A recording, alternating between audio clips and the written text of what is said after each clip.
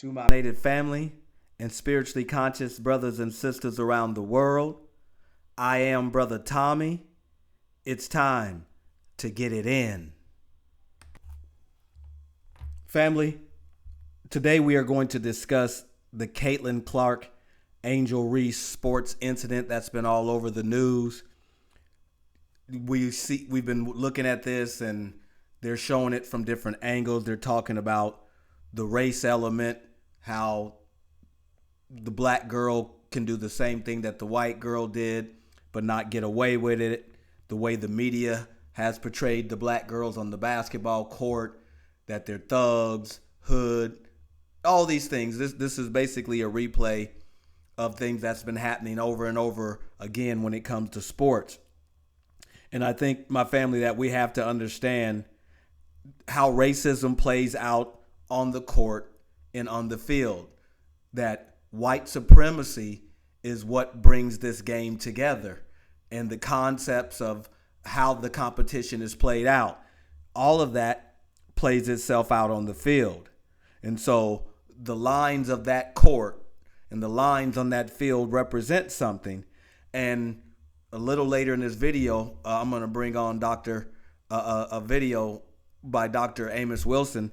He's really going to explain in depth how racism and sports and how they play out, because we're totally forgetting that we are in a white supremacist racist system. And if you bought into the idea that racism doesn't exist on a basketball court, then you're fooling yourself. Or that when they make the statement that racism has no place here or there, that they actually really mean it. They don't. And that keeps taking me back to the quote by Neely Fuller. And Neely Fuller says, if you don't understand racism, white supremacy, everything that you do understand will only confuse you. And that's what's going on, because we don't understand racism, white supremacy, and how it works. We are confused, and therefore a situation that plays itself out very clearly will cause confusion, backlash, argument, fussing back and forth. And it really just boils down to the fact that we totally lost our understanding of what racism is, or maybe not ever had it in the first place.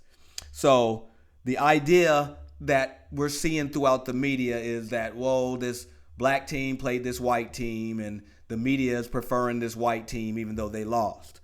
Well, we have to understand that this win by the LSU team, or the so-called black team, is really not that big of a deal. Yeah, the players or the white players want to beat them on the basketball court. Yeah, they want to whoop their butt. You know, racism plays out in a way to where one race wants to beat another on the court. That happens. Brothers want to go out and beat a group of white boys, and a group of white boys want to go out and beat some brothers on the court. It happens. So, but that's not really the big issue.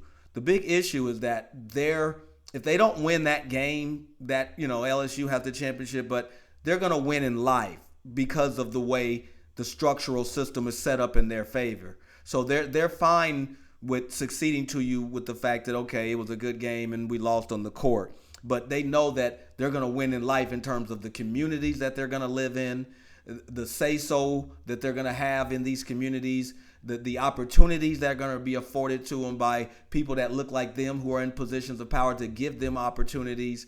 You already know what it is. So they're more concerned about succeeding in life than they are on these sports fields. But they let the sports fields play out because there's tons of money and revenue to be generated from it. And that's what they're doing, generating the money off of it, and also allowing white supremacy to regulate it and, regulate the full aspect of the system. So the Caitlin Clark knows for a fact that the system is in her favor. If her and Angel Reese threw down right there on that court, the system is coming for her favor. Of course, she gonna get mopped, but the system is gonna come and stand in all aspects for her, and they'll find every situation and every reason they can to make Angel Reese be the bad person. And the white person who is on that court playing that game participating, shooting that shot, she knows it. So that's why she's playing that way. So she's looking at it like, yeah, you might win this game, but, you know, things are set up for us in life. So we have to understand. So the media is going to set up this paradigm of black and white to draw you in one versus another. Don't forget the basketball game itself is a same situation of drawing us in with one versus another in terms of that competitive spirit and nature that happens even on the basketball court. So the media is playing the paradigm of black and white, and they're just using these actors, Stephen A. Smut and Shannon Sharp, to basically bring out that victim mentality. Oh, the media is victimizing us. This black girl can't do exactly what this white girl can do. What's wrong with that? You know, as if that's not always been the case, as if this is something that is new, that people of melanated descent are being held to a different standard. Come on, what's new about that? So what it is they're utilizing them to bring that opposing and that victim mentality. So what we're going to do is we're going to look at, you know, the little garbage that they're saying in the media and the things they're doing to draw people in. But what I want you to do, family, is look closely. Look at where the confusion is coming from. And especially as we get towards the end of the video and Brother Dr. Amos Wilson kick on you and shows you how sports really plays out an aspect of racism and white supremacy. You're going to see that it's nothing but confusion because we really don't understand what racism is. Again, let me tell you what Neely Fuller said. If you don't understand racism, white supremacy, everything that you do understand will only confuse you. LSU team absolutely on fire. An absurd display from Team Angel Reese has come to play. Trying to take LSU to the finish line. Poole going for the dagger. You bet! Kim Mulkey knows the celebration is imminent. LSU has captured its very first national championship. Nobody thought we were going to be here. We are the last one standing. The biggest goal is to be a national champion, and that's what I did, and that's what I can just brag on. Gotta put some respect on LSU. A turnaround for the ages. Delivered high drama. It was Kim Mulkey and unsung hero Jasmine Carson leading the Tigers past Caitlin Clark in Iowa 102-85 in the highest scoring national title game of all time. In the loss, Clark set the record for total points scored in a single men's or women's NCAA tournament all time. Meanwhile, Angel Reese, a 6'3" forward who transferred to LSU this season after 2 years at Maryland, had 15 points, 10 rebounds, and late in the game, she gave wrestling star John Cena's "You Can't See Me" hand motion toward Caitlin Clark, giving her a taste of her own medicine. After Caitlin did that to Louisville in the Elite Eight, and then Reese motioned to a ring finger to symbolize the national championship ring she will be receiving. Here's both of them on that moment after the game. Caitlin Clark is a hell of a Incredible. player for sure, but I don't take disrespect lightly, and she disrespected Alexis and my girls. South Carolina, they still my SEC girls too. Y'all not gonna disrespect them either. So I wanted to pick her pocket, but I had a moment at the end of the game, and I was in my bag. I was in my moment. Yeah. Caitlin, can you tell us at the end of the game what happened? There's a lot blown up on Twitter about Angel Reese following you around, pointing to her ring finger and taunting you. Honestly, I have no idea. I was just trying to get to the handshake line and shake hands and, you know, be grateful that my team was in that position. You know, that's all you can do is, you know, hold your head high, be proud of what you did, and, you know, all the credit in the world to LSU. You know, they were tremendous. They deserve it. They had a tremendous season. Caitlin Clark was sensational. She should have been a unanimous player of the year. Nobody should have got any votes. If you look at the way she played all year, and if she solidified that, she answered all the questions, she checked all the boxes in the tournament, she should have been a player of the year. So, young lady, what you did, how you represented the game of women's college basketball, you should be commended. So I don't want you to take anything that I'm about to say personal, because this is not about you. That's fair. I agree. Go ahead. This is about the portrayal of how women, we see it two different ways. 48 hours ago when Caitlin Clark did this, John Cena, it was considered swag. 48 hours later, Angel Reese does the exact same gesture. It's classless. Keith Olbermann went as far as to say she was an idiot. Not just an idiot, an effing idiot. For you to stoop so low to call a college kid, a female, because she did a gesture, when you didn't say anything when Caitlin Clark did it.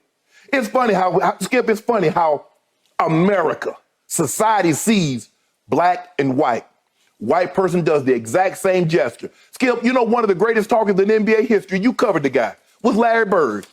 He was never criticized. One of the greatest talkers in NFL football is who? Phillip Rivers. He was never criticized.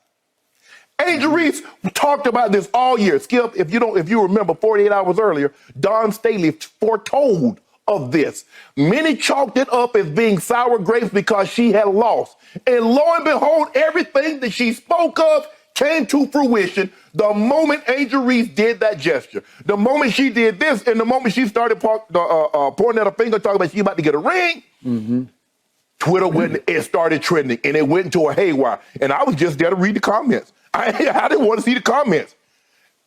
Skip, a lot of these women in college basketball, a lot of the black athletes, they have their hair they have their lashes on, they have their nails done. A lot of them are tatted up. Some of them had dreads. So they don't project the role. And like she said, I don't fit your image. I don't fit the box that you want me to fit in. And I'm cool with that.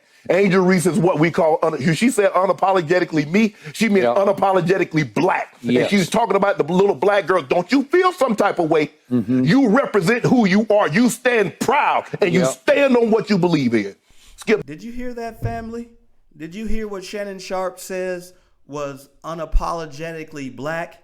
That the black girls are out there with all this fake hair, being very masculine, wearing extremely long eyelashes. Now, what would you need to have extra eyelashes on during a basketball game? What would you need to have a head of fake hair in your head for during a basketball game? How is that being unapologetically black? See, that's what I'm saying. It's the little things like that. Shannon Sharp is notoriously known for not dating black women, for dating white women his whole football career and after. And here he's sitting here telling black women to be strong. Y'all keep pushing. Represent who you are. Keep them long eyelashes in and that fake hair and all that crazy stuff that you got on during a basketball game, when he wouldn't even put one of you guys on his elbow. I mean, how do we? It's so obvious what this is. This is not about anything else other than race. And I wish we didn't have to talk about it. I wish you and I could come out here and talk about what a great game. And Kim Mulkey, she did an unbelievable job. In only her second year. She put LSU, they're a power now. People got to respect this women's college basketball program. She's one of the 2 or 3 greatest coaches, probably Gino, Coach Pat Summit. Now you got to go Kim Mulkey as the third greatest college female basketball coach in history. I'll buy that. And but what we're talking about, because right down the middle, we see 2 different gestures. And one is a celebration. It's celebrated as, woo, it's celebrated. The other is condemned. And why? Only because a black did the exact same gesture that a white female did 48 hours earlier. Well, first of all, I don't disagree with anything that you're saying, Janae. I just think that you're being quite nice and lovely, as you always are. So leave the vitriol to me. I'll absorb it. I'll call it what it is. Ladies and gentlemen, I love Caitlin Clark. She's been a guest on this show. I think she's spectacular. I'm the one that's been calling her the Steph Curry of women's basketball, and she has done nothing to push that back. I mean, this young lady is spectacular. She's been great for women's basketball overall, not just college basketball, but women's basketball. I think she has the potential, when all is said and done, to be arguably the greatest ever, because when you have that kind of range and that kind of handle, and you can pull up from the parking lot like Steph Curry, for crying out loud, I think that's something that you can transition to the next level, and it's going to be spectacular to see, and I can't wait to see it. But here's the reality of the situation.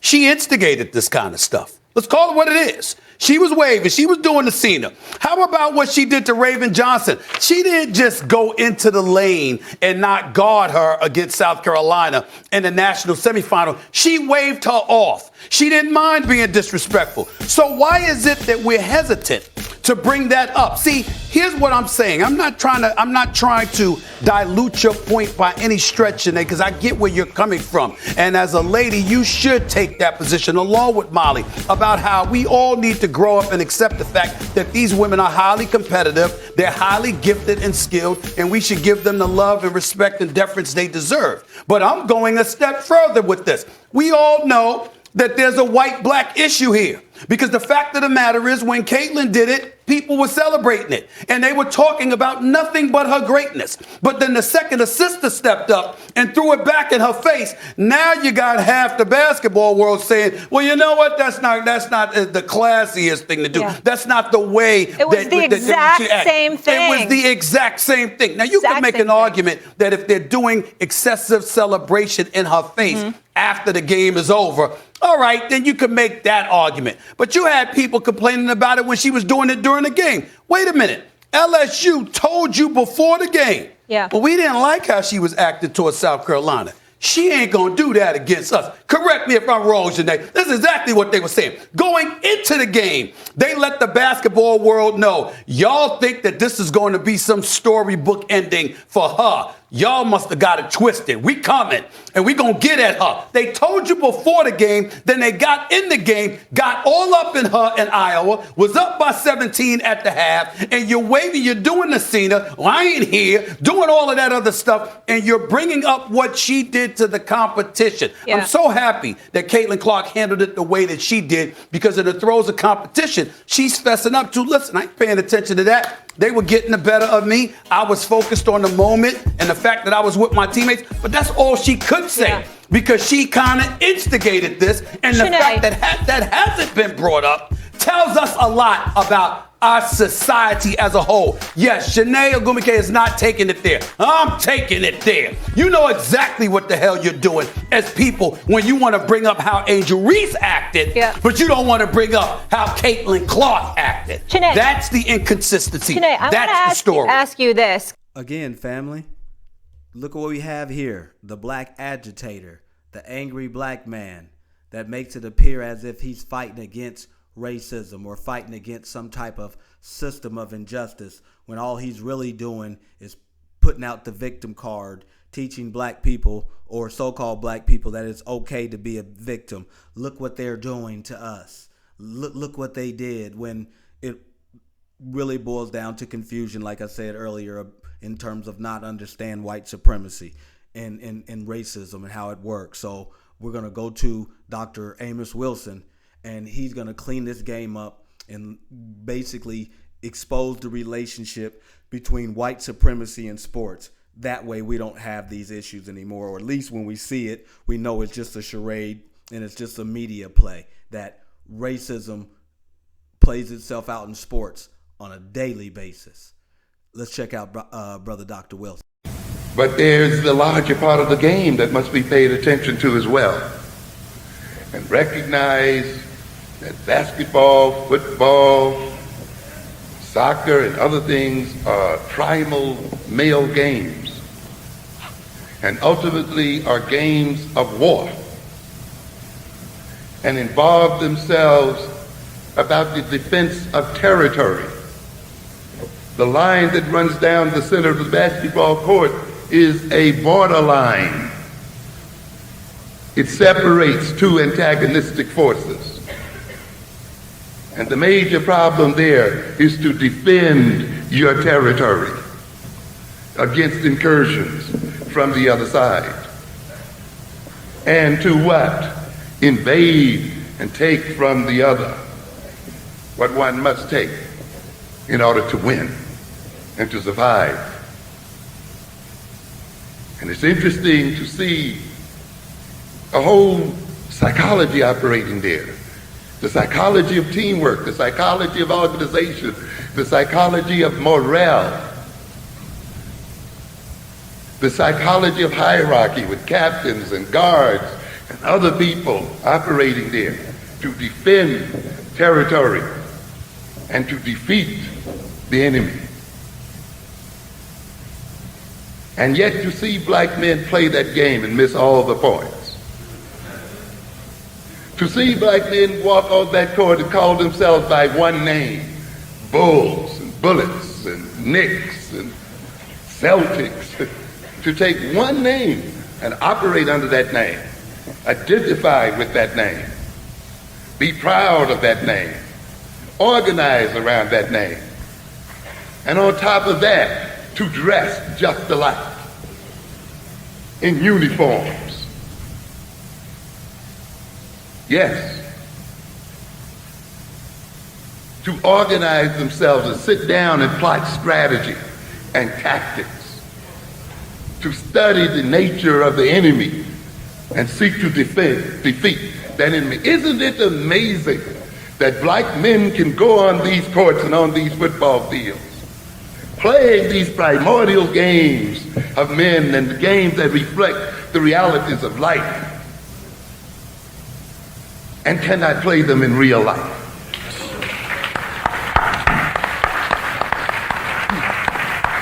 And can only play them under the courtship and the management of white men.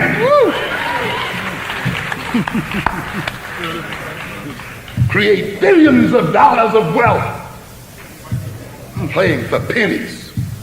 $5 million a year is no money when you're creating 2 and 3 billion or more. Going into a ring, knocking another man's brains out for $20 million is no money when the match itself generates over $200 million to $300 million. And you got a bunch of jokers out there living vicariously through this battle. And so you've got a bunch of men who will take one name, Bulls and so forth, and wear one uniform. And when they come off the court, you say, then, why don't we call ourselves African? I'm an individual.